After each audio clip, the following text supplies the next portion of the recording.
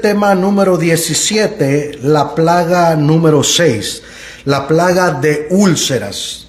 Vimos la plaga en el ganado, ¿verdad? Como el Señor, todo animal fue destruido. Pero vamos a ver algo muy interesante en esta plaga que menciona, ¿verdad? Lo tenemos, Éxodo capítulo 9, versículo 8. Lo leemos con la bendición del Padre, del Hijo y del Espíritu Santo. Y Jehová dijo a Moisés y a Aarón: tomad puñados de ceniza de un horno y la esparcirá Moisés hacia el cielo delante de Faraón. Y vendrá a ser polvo sobre toda la tierra de Egipto, y producirá salpullido con úlceras en los hombres, en las bestias, por todo el país de Egipto. Y tomaron ceniza del horno y se pusieron delante de Faraón, y la esparció Moisés hacia el cielo, y hubo salpullido que produjo úlceras, tanto en los hombres como en las bestias.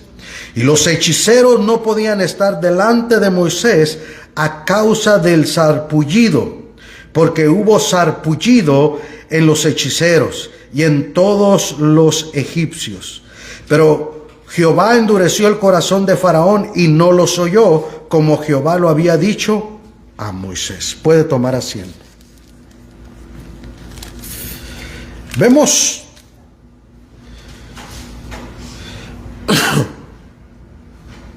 en esta plaga, gloria al Señor, que el Señor le dice a Moisés. Aquí vemos en esta plaga número 6 que la diosa es Sekhmet.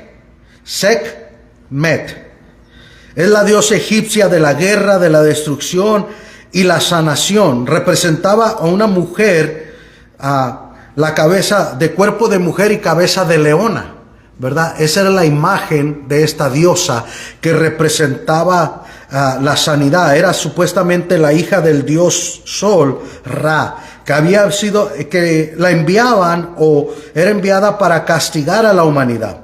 También era invocada para curar dolencias y proteger la salud. Ella defendía a los faraones en las batallas y mantenía el orden cósmico y la justicia.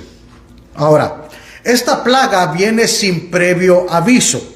En cada plaga el Señor le dice a Moisés: ve y dile a Faraón, deje ir a mi pueblo, porque si no voy a enviar esta plaga. Ahora, aquí el Señor le da la orden a Moisés para que empiece a presentarse y traer esta plaga, sin dar aviso a Faraón, sin misericordia de oportunidad para un arrepentimiento. O sea que vino primero el golpe y después vino el aviso, ¿verdad? Por así decirlo. Entonces vemos aquí en el versículo 8, dice: y Jehová dijo a Moisés y a Aarón: tomad puñados de ceniza de un horno y la esparcirá Moisés hacia el cielo delante del Faraón. No le dijo preséntate, no, actúa, acciona. Y esto vemos como en cada situación hay una procedencia diferente. Por eso Dios no tiene un patrón de hacer las cosas de una manera. La Biblia habla de la multiforme gracia de Dios. ¿Qué quiere decir la multiforme? Que Dios tiene muchas formas de hacer las cosas. Por ejemplo, nosotros tenemos una forma de hacer una cosa. Por ejemplo, si yo le digo, hermana, cocine un arroz, cada una tiene una forma de hacerlo, ¿verdad? Entonces, cada una tiene una forma de hacerla, pero no porque tú lo haces de una manera, esa es la forma que se debe hacer. Cada quien lo hace a su manera. Gloria al Señor. Entonces Dios tiene muchas formas de hacer las cosas, de responder a nuestras necesidades y hacer los milagros en el tiempo y en el momento como Él quiere, cuando Él quiere. Entonces vemos aquí que el Señor le dice a Moisés y a Aarón: vayan y tomen un puño de cenizas de un horno y la va a esparcir Moisés sobre el cielo delante del faraón. O sea, no le vas a decir, faraón, deja ir a mi pueblo. No. Vas a agarrar ese puño y te vas a poner enfrente de faraón y vas a hacer lo que yo te digo. Y lo vas a esparcir hacia el cielo delante del faraón. En otras palabras, Moisés va a un horno, agarra un puñado de cenizas y se para frente a faraón, y frente a faraón lo esparce hacia los cielos, ¿verdad? Y mire lo que dice el verso 9. Y vendrá a ser polvo sobre toda la tierra de Egipto. Entonces vemos aquí que ese polvo, que esa ceniza, se iba a multiplicar y se iba a desparramar por todo Egipto. Entonces, hemos visto cuando pasa un tornadito, ¿verdad? Que pasa y hay una parte nomás donde se mira el viento y el polvo y los papeles que recoge, pero nomás en esa parte. Pero cuando viene una polvadera que se mire todo, ¿verdad? Hace poco alguien puso allá en Arizona una tormenta de arena, ¿verdad? Y se miraban cómo el polvo de la arena venía soplando y se miraba así todo como una cortina recorriendo todo el lugar. Porque hay partes donde usted puede tirar polvo y nomás esa parte hay polvo. Pero vemos aquí que se iba a multiplicar, iba a pasar a ser un polvo por toda la tierra de Egipto. Entonces vemos la multiplicación, vemos el poder de Dios, cómo esas cenizas el Señor las multiplica. Acuérdense, Dios le dio una promesa a Abraham, ¿verdad? Que iba a ser como las estrellas del cielo y como la arena del mar. Entonces vemos que para Dios multiplicar es algo básico, sencillo. Para Él no hay nada imposible. Gloria al Señor. Esto nos enseña a nosotros, hermano, que para Dios no hay nada imposible, que podemos confiar cuando no tenemos. Cuando no hay suficiente, Él es especialista en multiplicar. ¿Qué hizo Jesús con los panes y los peces? Los multiplicó. Y comieron más de 5,000 hombres, sin contar las mujeres y los niños, y sobró, ¿verdad? ¿Qué hizo el Señor por medio de Elías con la viuda de Sarepta en medio de una sequía? Comió Elías, la viuda y el niño por largo tiempo, ¿verdad? Entonces Dios es especialista en multiplicar. Nosotros no podemos rendirnos y es todo lo que queda. Bueno, pues en el nombre del Señor va a multiplicar, ¿verdad? Y la esparcirá Moisés hacia el cielo delante del faraón. Versículo 9, y vendrá a ser polvo sobre toda la tierra de Egipto. Aquí vemos toda, la totalidad. Y producirá salpullido con úlceras en los hombres y en las bestias, y por todo el país de Egipto. Entonces vemos aquí que esta plaga de salpullido, hermano, que iba a ser úlceras, ¿verdad? Los que han padecido de úlceras es ardor, ¿verdad?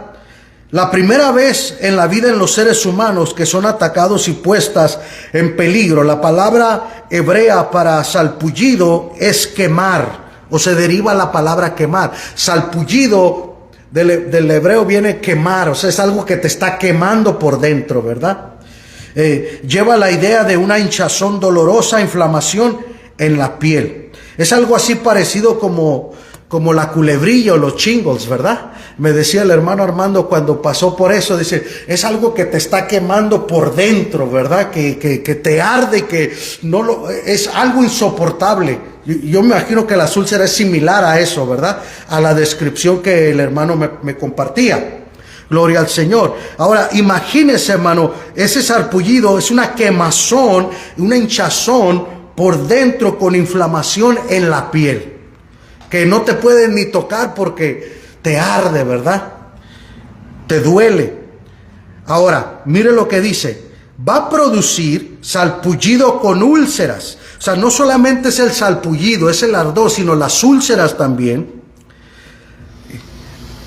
En los hombres y en las bestias. No solamente el ser humano iban a tener esta clase de salpullido, de quemazón, de hinchazón, de inflamación en la piel dolorosa, sino que también las bestias, los animales. Ahora,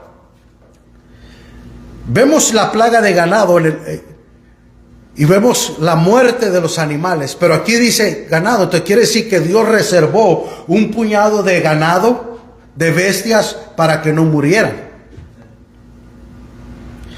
Porque aquí está diciendo claramente, entre hombres y las bestias. Entonces el Señor en su sabiduría destruyó las bestias en la plaga anterior del ganado, pero reservó, porque sabe que se necesita el ganado para la vida cotidiana, ¿verdad? Pero no solamente dice hombres y entre las bestias por todo el país de Egipto.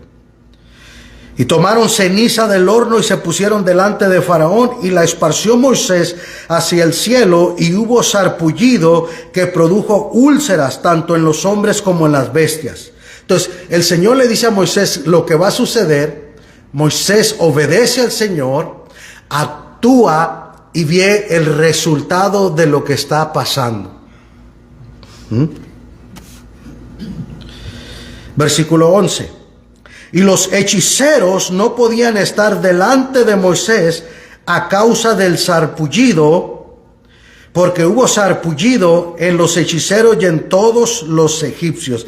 Entonces los hechiceros querían venir para contrarrestar las plagas, porque la primera plaga, la segunda plaga, ellos trataron de hacer, ¿verdad? Cuando Moisés y Aarón se presentan y la vara se convierte en serpiente, ellos hacen un hechizo y pasa lo mismo. Quieren hacer para querer contrarrestar, que ellos también tienen el poder para revertir esa plaga, pero ellos mismos no podían ni moverse de la hinchazón que tenían, del dolor que tenían, del ardor que tenían en su cuerpo, que no podían ni moverse quizás.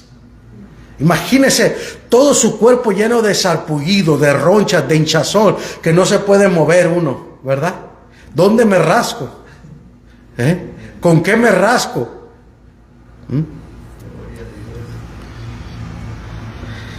No podían estar delante de Moisés, no se podían ni presentar delante de Moisés, porque hubo sarpullido en los hechiceros, en todos los egipcios.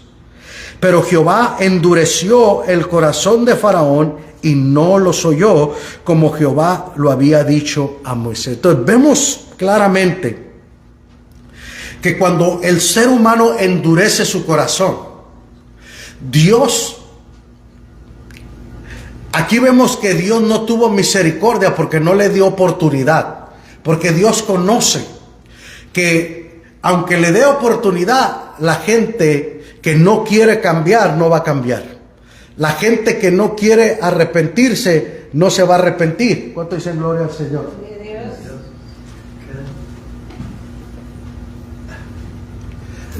Agárrelo con esa toalla, hermano. Agárrelo con esa toalla, está en la esquina, antes de que se esconda. Gloria a Dios. Gloria a Dios. Siéntate, ahorita hablamos a eso. Gloria a Dios. Déjalo ahí. Estaba oyendo a mi esposa me dice ayer, me dice, mira, este chiste está bueno, ¿verdad? De esas iglesias que le gusta hablar mucho en lenguas y hacer mucho escándalo, ¿no? Y dice que todos estaban bien callados y había una rata en la iglesia. Y dice, ¿qué rato obediente? Rato obediente. Y pensó que estaba hablando en lenguas, ¿verdad? Gloria a Dios. Pero fíjese, hermano, cómo el Señor en su misericordia no le da una oportunidad, porque Dios en su misericordia le dice a Faraón, voy a hacer esto, arrepiéntete, porque si no dejas ir a mi pueblo voy a hacer. Aquí no, aquí directamente le dice a Moisés, ve y haz esto. Porque el Señor sabe que todavía no es el tiempo de quebrantar, no es el tiempo del corazón de Faraón ser quebrado todavía y destruido. Entonces llega el momento en que Dios le va a dar el golpe final para ese corazón entonces ser quebrantado. Pero vemos aquí, hermano, tira esas cenizas, como simplemente en la lógica, cómo eso se va a llenar de polvo en todo Egipto. Egipto es un país muy grande, hay demasiada gente, o sea, simplemente en la obediencia. Cuando Moisés obedece, el Señor multiplicó esa ceniza, ese polvo que trajo infección, que trajo enfermedad, ¿verdad? Entonces vemos cómo en algunos casos en la Biblia se sentaban y se rasgaban y se echaban ceniza en la cabeza como señal de duelo, de luto, de dolor.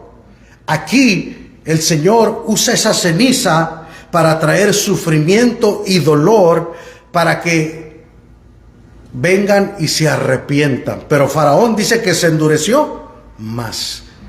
O sea, las personas, hermano, obstinadas.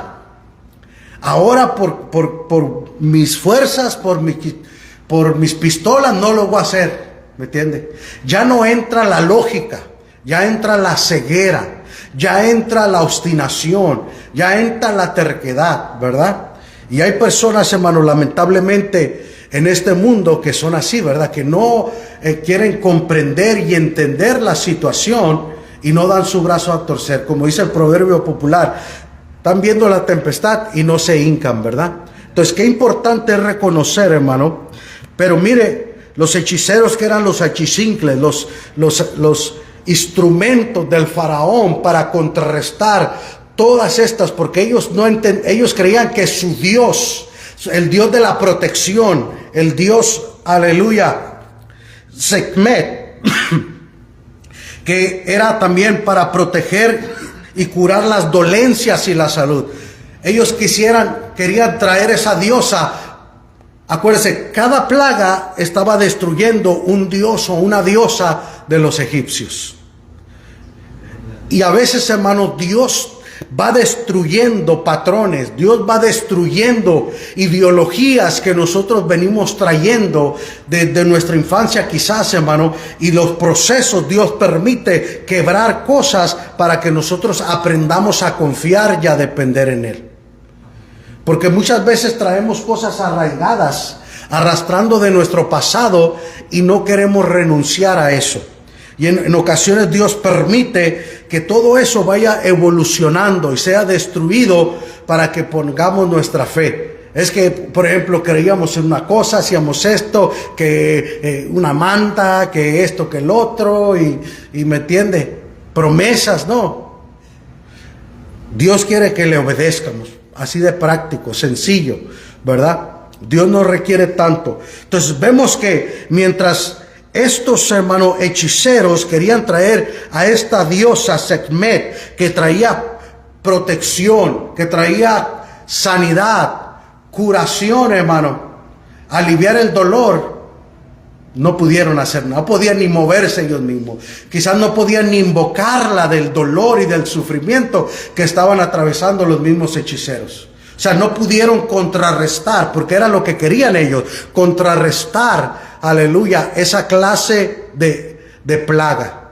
Pero vemos ahí que Dios iba destruyendo cada creencia, cada patrón de conducta, cada filosofía, cada idolatría de ellos, hermano, para que vieran quién es Jehová Dios, quién es el Dios de los hebreos. Y a la vez, hermano, no solamente es para que Faraón, acuérdense que lo primero que Faraón dice: ¿y quién es Jehová para que yo lo oiga? En otras palabras, ¿y quién es Jehová para que yo le haga caso? O sea, yo estoy por encima de cualquier Dios, porque Faraón se creía Dios. Entonces, no solamente, acuérdense, Egipto era la potencia número 1 del mundo en esa época. Entonces, todo lo que pasaba en esa época, en el mundo alrededor, se pasaban las noticias, se corría la voz. Entonces, lo que Dios estaba haciendo, estaba repercutiendo para que las otras naciones empezaran a oír y a conocer quién es Jehová, el Dios de los hebreos. Por eso vemos más adelante en el libro de Josué, cuando Rahab dice, hemos escuchado lo que Jehová le hizo a los egipcios. Hemos escuchado. ¿Por qué? Porque para que sepan, no solamente para que Faraón sepa quién es Dios, sino el mismo pueblo de Israel. Porque nosotros, hermano, ¿cómo vamos a confiar y creer en alguien, aleluya, que no demuestra nada? ¿Dónde está tu Dios? Como Elías, ¿qué hizo Elías? Bueno, el Dios que responda con fuego, ese va a ser el Dios de Israel. Y ahí estaban los hechiceros y todos los de acera cortándose y así sacrificando. Hasta Elías se burlaba de ellos. Y cuando Elías arregló el altar y hizo el sacrificio, le echó agua, dijo, Jehová, para que este pueblo sepa que tú eres Dios. Entonces, Elías lo que hizo fue preparar para que Dios respondiera y el pueblo viera quién era verdaderamente el Dios de Israel. Y Dios quería que los israelitas lo conocieran a Él, porque aclamaban a Él, pero no habían visto resultado. Le pedían a Él, pero todavía estaban esclavos. Entonces, el sufrimiento de la opresión que ellos estaban teniendo en Egipto, los hebreos, ahora ellos iban a probar un poquito de su sufrimiento a través de las úlceras, a través del sarpullido, de la picazón, de la hinchazón, del ardor. Ahora ellos iban a experimentar en su carne lo que se siente sufrir. El Señor no los golpeó con una vara, con un látigo, pero sí con una úlcera. Les dio su dosis de experiencia y de dolor. ¿Por qué, hermano? Porque tarde que temprano lo que el hombre sembrar, eso va a cegar. Entonces vemos aquí que esta plaga de sarpullido que trae una quemazón en la piel, hinchazón, inflamación, dolencia que te quema por dentro. Ahora, cuando te quema algo por fuera, usted se puede poner algo helado, ¿verdad? Unos dicen, échate café, échate ketchup, ponte un tomate. Hay un montón de menjurjes que se echa la gente, ¿ah? Por fuera tú te puedes poner algo, pero por dentro, ¿qué te pones por dentro? Cuando por dentro te está ardiendo, ¿verdad? Imagínese el dolor, el sufrimiento. Pero era para que probaran y conocieran quién verdaderamente era el Dios de los hebreos. Y para que los hebreos no se les olvidara, hermano, la clase de Dios que ellos tenían. ¿Me entiende? Entonces a veces nosotros, hermano, Dios no nos responde a la primera, porque ¿qué pasa cuando Dios nos responde a la primera? Nos hacemos caprichosos, ¿verdad? Berrinchudos. Cuando a un niño le da todo uno, se hace berrinchudo el niño, ¿verdad? Se hace caprichoso. Y a veces nosotros nos volvemos cristianos caprichosos y berrinchudos porque Dios nos consiente. Pero cuando tú pasas procesos de dolor, de sufrimiento, pero mantienes tu fe. ¿Qué fue lo que José fue probado? ¿Por qué la Biblia nos habla de José, hermano? José es un ejemplo. Lo vendieron sus hermanos. Era un esclavo en Egipto. Lo acusaron falsamente, lo metieron en la cárcel. Sin embargo, él le oraba al Señor y parece que Dios no le respondía. Pero él sabía que Dios tenía un proceso para su vida. Y cuando él fue llevado a ser el segundo de Egipto, después de Faraón, ¿qué hace Josué? Cuando ve a sus hermanos, no hay venganza en él. Él recuerda, fue Dios que me preservó. Para preservar no solamente sus vidas, de mis hermanos, de mi familia, sino también de todo Egipto. Entonces, él entendió que detrás de todo había un proceso. Pero ¿qué pasa? A veces nosotros no queremos pasar el proceso, ¿verdad? Y queremos el resultado. Entonces Dios le estaba enseñando, sí, has sufrido esclavitud, has estado mucho tiempo ahí. Yo te voy a sacar con mano poderosa. Pero parece que cada promesa que Dios les hacía se revertía y venía un juicio peor para ellos, un castigo peor. Y como que el enemigo hacía que dudaran más de la fe. Porque siempre va a pasar eso. Siempre el enemigo va a buscar, hermano, cómo oponerse y tratar de que tú te rebeles contra Dios. ¿Qué le dijo a Jesús? Si eres el Hijo. Lo quiso hacer dudar. Si eres, si Dios está contigo, siempre el enemigo busca la manera de que nosotros desconfiemos de Dios, hermano. Pero tenemos que aprender a poner nuestra fe en el Señor. Faraón endureció su corazón, dice el versículo 12. Pero Jehová endureció el corazón de Faraón. Ya no Faraón se endureció, sino que Dios lo hizo más duro. Y no los oyó como Jehová había dicho a Moisés.